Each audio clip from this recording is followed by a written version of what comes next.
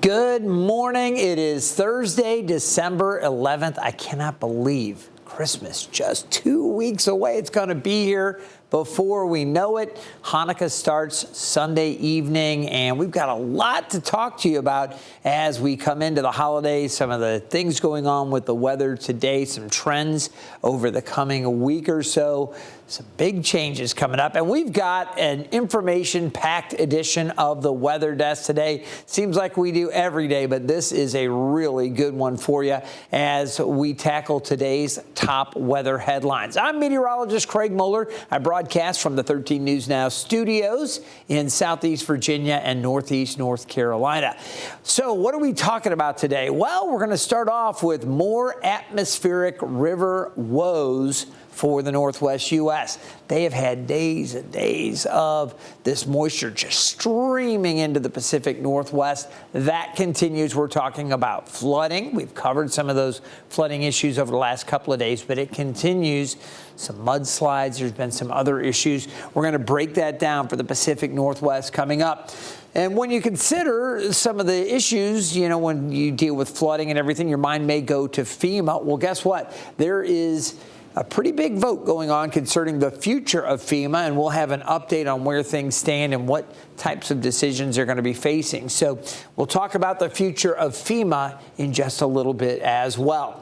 In addition, you know, parts of the northern U.S. digging out from heavy snow. We'll show you how folks in the Northeast are having to deal with the snow, and we've got some more updates from that part of the country. And then some video from Minnesota. You know, they deal with snow, and they've had heavy snow. And we're going to show you kind of, I guess, some kind of funny video, but we'll talk some more about that. And then we have to talk about the dangers of shoveling snow.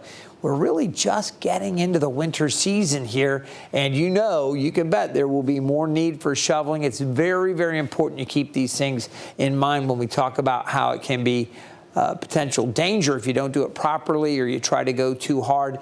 You can really get into trouble. So we'll touch on that. Natural gas prices are rising. When you consider how cold it's going to be over the coming week for parts of the country, and I'll show you one of the outlooks where the next cold blast is headed, this is going to be of greater concern. We'll talk about that, and we will really have a focus on the eastern U.S. and specifically Hampton Roads into early next week. The coldest air of the season so far, settling in early Monday, and we do have a weather impact alert for the bitter cold temperatures. We'll talk about that as well.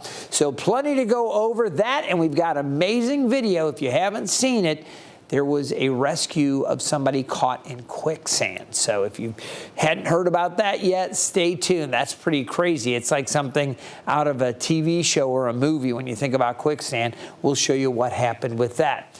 We're going to start off, though, by taking a look at the country. You see the moisture again streaming in across the northern and northwestern tier of the country. We'll zoom in to the northwest where this moisture has been coming in. As we take a little closer look, you'll notice there are several flood advisories going on right now, and we will be looking at, you know, these areas that deal with flooding. As we can see, there's this flood advisory here in northern Idaho, Kellogg, Osborne, Pinehurst, St. Mary's, some of the counties there. About 11,000 people under that flood advisory.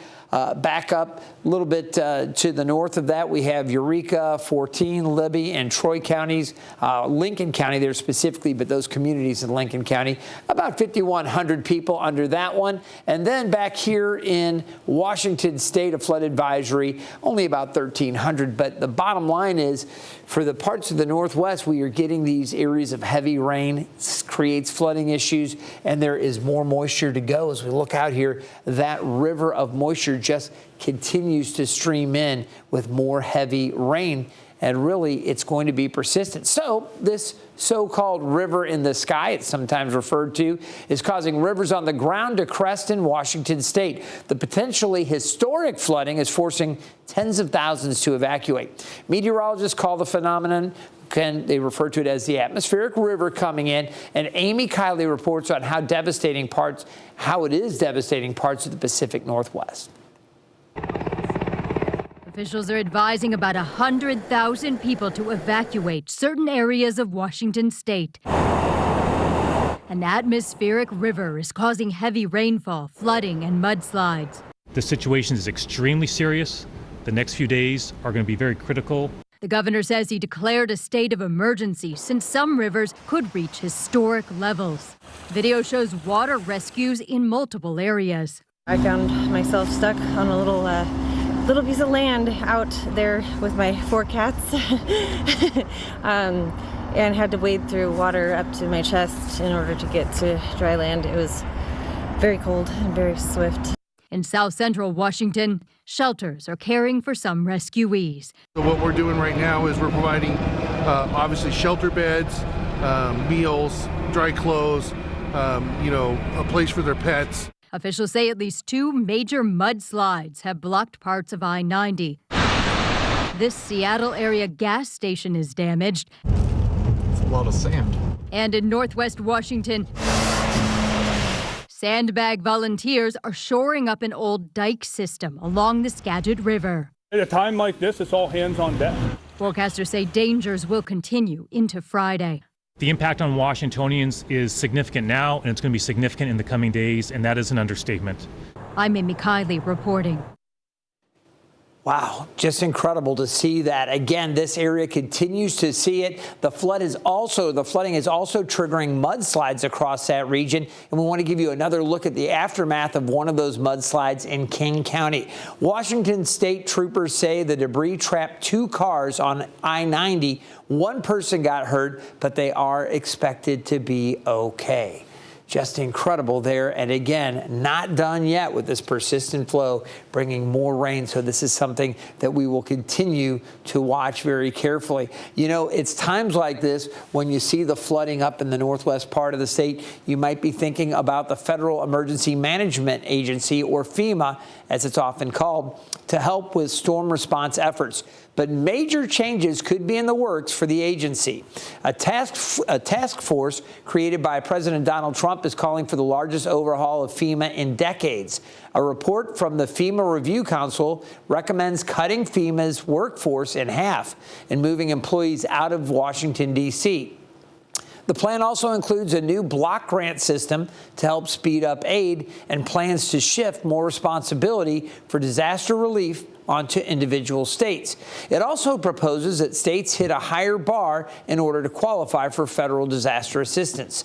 The council is expected to vote on the recommendations today. All right, we'll take a look at that. And again, we're going to continue to monitor all of that. Something else we're going to take a look at near Moab. We're going to take a short break, but there was a quicksand rescue in Utah, north of Moab in Arches National Park. We'll talk about that. And when we come back, we're going to have details on how residents in the Northeast and Midwest are digging out from the snow, the dangers of snow shoveling, and what's behind the increase in natural gas prices.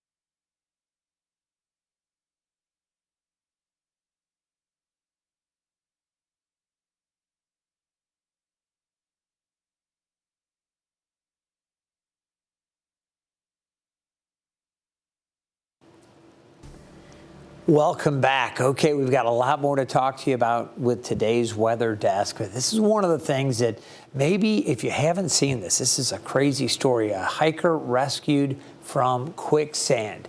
All right, now when we turn our attention to Utah here, and specifically the Red Rock region here, north of Moab, beautiful country. It's amazing, the natural formations. This sounds like, getting trapped in quicksand. Maybe it's something you'd see on a TV show or a movie, but it actually happened here north of Moab over the region. Check it, or over the weekend. Check it out. On Sunday, a man got stuck in quicksand while hiking through a small canyon there in Arches National Park. Now, luckily, he had an emergency satellite beacon which notified first responders in Grand County and Marshall. They managed to free him after working in below freezing temperatures for a few hours. Believe it or not, this is not the first time someone has gotten stuck in quicksand at Arches. In 2014, a 78-year-old woman got stuck in the same canyon for 13 hours. She, fortunately, also made a full recovery. Pretty crazy there. And again, I used to work in Salt Lake City. I spent time out there in Moab. I did not know that there was quicksand out there. I never came across any myself, but that is wild. And the fact that it's happened before, something I guess to be mindful of. Watch out for quicksand. All right, well, we go from digging out of quicksand to digging out from heavy snow. Take a look at these snowfalls. It has been something else in the Midwest, the upper Midwest here in the north central part of the country, and the Northeast. They are cleaning up after a major snowstorm, and really a series of snows over the last several days. Check it out. This is a look at icy conditions on the roads in New York. This video, it was recorded from a dash cam in Rome, which is about an hour east of Syracuse, New York. About an hour away from there, that snow caused major delays for drivers in Lafayette. Take a look now. A tractor-trailer driver jackknifed on Interstate 81, blocking all lanes and causing a 30-minute backup. No word on whether, I think that's a 30-mile backup. No word on whether anyone got hurt. Pretty crazy there. Again, very heavy snowfalls. And again, these were reports through this morning. You're still looking at some areas here over 2 feet of snow on the ground in this lightest kind of pink shaded color right there, 24 to 36 inches.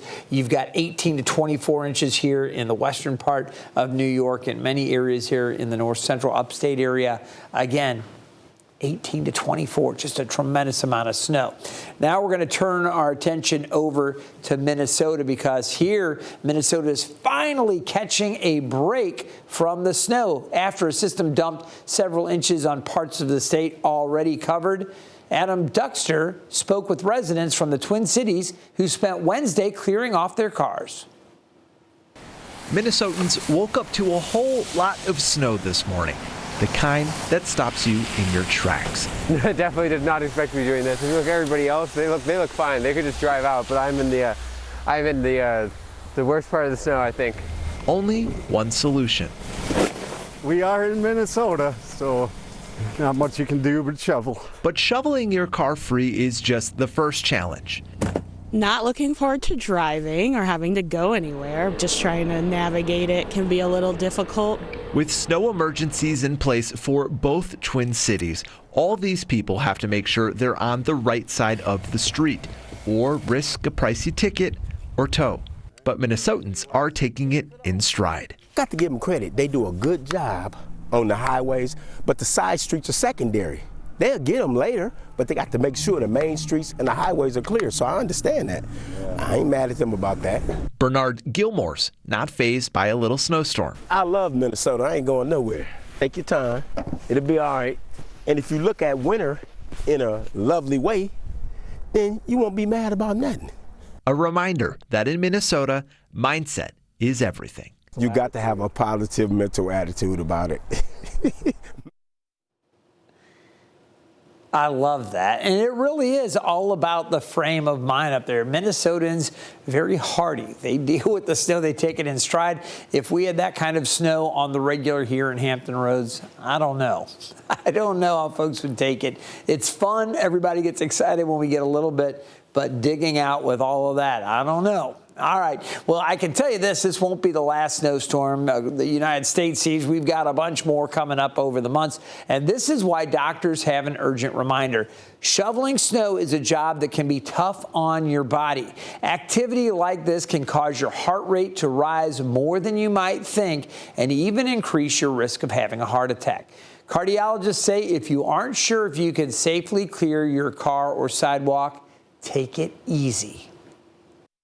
Shoveling is just more intense, both physically and aerobically, than many of the things we do in a regular day. If it would be hard to walk up a couple of flights of stairs, shoveling is probably too hard for them.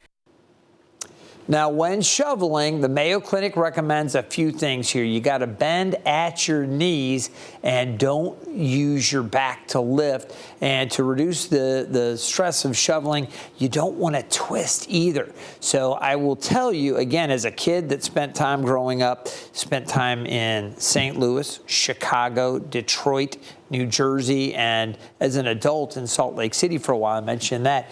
I've had to clear some very heavy snow across, my lifetime. And again, it's with the legs lifting, and you don't want to twist and flip because you can really do a number on your back, especially as you get a little more advanced in your age. So just want to pass that along. All right, well, you're talking cold. Now we're going to turn our attention to temperatures, and we've had a run of cold days here in Hampton Roads. A little bit warmer yesterday. We're staying chilly today, and really across so much of the country, it is really cold as well. This is the anticipated departure from normal as we go through Thursday. Look at this cold air advancing Friday and into Saturday. So much of the eastern U.S. is really cold. I know it's warmer out west, but this cold air really settling in. And if you use natural gas to heat your home, we've got some disappointing news. Natural gas prices are up, which means your heating bill will be higher this winter. Right now, natural gas is nearly 50% more expensive than this time last year, amounting to a 3% jump in home heating prices on average. Now, experts say this latest price hike is partly due to supply issues. It's unclear whether prices will continue to climb, but they're not expected to drop anytime soon. Kind of frustrated when you look at all of the cold air that's coming. We're going to need that natural gas here in the eastern U.S. Take a look at the temperatures and just how chilly it's going to get as we go over the next couple of days. Places like Bismarck, 1 degree, Thunder Bay, 16 degrees, Minneapolis, 6. We talked about how hardy the Minnesotans are. Sioux Falls around 11. Temperatures a bit more moderate here for Friday, but look at what happens as we go into the weekend. Chicago on Saturday, close to 10 degrees. Minneapolis below 0, 3 below. Buffalo 17, 21 in Canton. It's going to get colder as that cold air works southward. Look at that, 15 degrees below 0 in Minneapolis. This is Sunday, the colder air heading into Hampton Roads. We're actually going to see temperatures warmer on our Saturday, but Sunday we're back in the low 40s. And looking ahead to early Monday, low to mid 20s right at the coast here, teens inland. I'm going to talk more about our weather impact alert coming up here in a moment. But look at how chilly these temperatures are for the Great Lakes region. In fact, all the way down to places like Atlanta, upper 20s. On Monday morning, 26 at Jackson, 16 in Nashville, 19 in Kansas City, still in the teens, Bismarck and Sioux Falls, so a big cool down there. Temperatures eventually starting to moderate a little bit after that, the middle of next week, but we have to be ready for cold temperatures. Monday's highs only in the mid-30s here in Hampton Roads. All right, we'll take a look at our temperatures over the next 10 days. I mentioned after the really cold temperatures on Monday, we will warm it back up a little bit. By Thursday, we're expecting above average temperatures and then staying closer to average Friday, Saturday into Sunday. We'll see how things play out. We have 2 clipper systems that are coming into play here, and we want to talk about this as we go along. You can see clipper system number 1, and we showed this yesterday, bringing a chance for a few flurries across the western parts of our area tomorrow. This is the U.S. model, the GFS, most of the snow staying out over the mountains. That's Clipper system number 1. Number 2, coming in Sunday, better chances for some mixed precipitation, maybe ending as the snow as that colder air comes in. Activity should be fairly light and isolated, but still a chance there with the GFS. It then opens the door for that cold air coming in Monday. Here's the Euro, same thing. System number 1, mainly out to the west, some flurries maybe over the western parts of our area tomorrow. Not a big deal with system number 1. Number 2 comes in again late Saturday night into Sunday. This one's a little warmer, this solution, bringing more rain showers in and then maybe mixing a little bit on the tail end. So both the models recognize these 2 bursts of energy sweeping through the area. Both of them give us a better shot at precipitation on Sunday, and both of them bring in that really cold air as we get into Monday.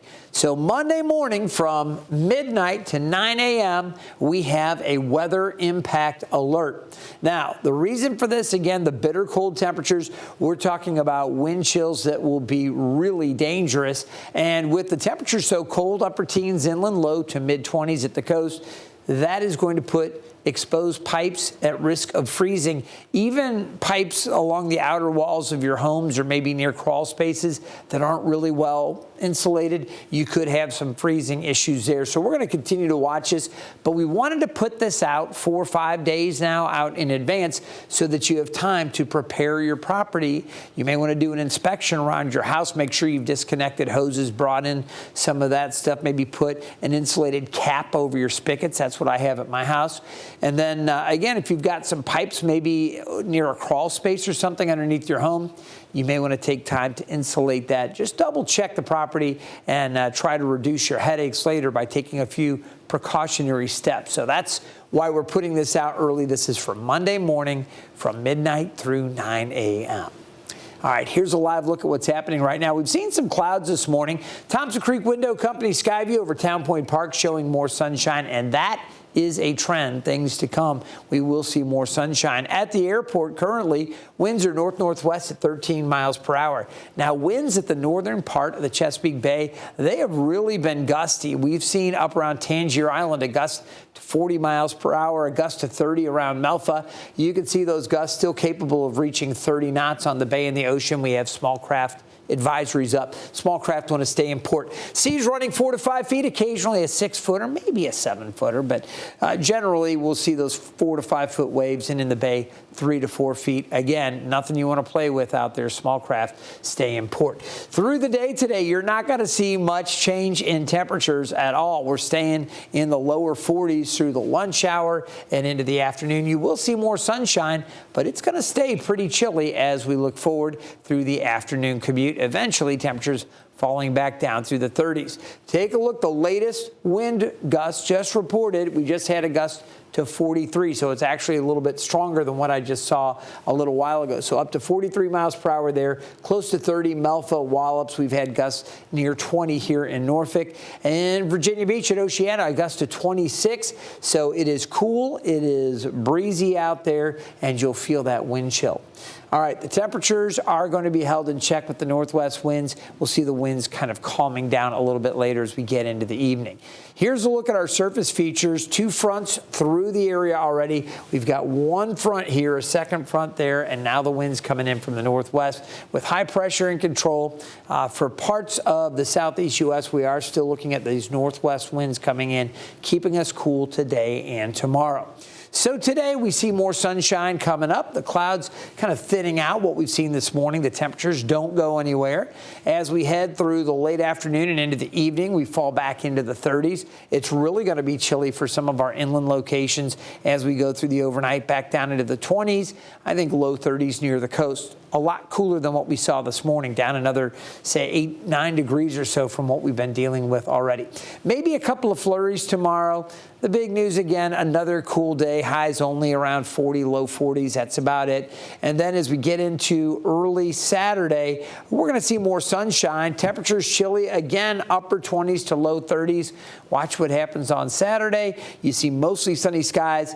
This model, the graph model, really runs these temperatures up pretty much all the other models keeping us closer to 50. So I don't want to pull the trigger on bumping the temperatures yet, but we might if some of the other modeling comes in suggesting warmer as well. We may take our highs more like low to mid 50s across the region. We'll see, but that graph's kind of the outlier compared to our other models.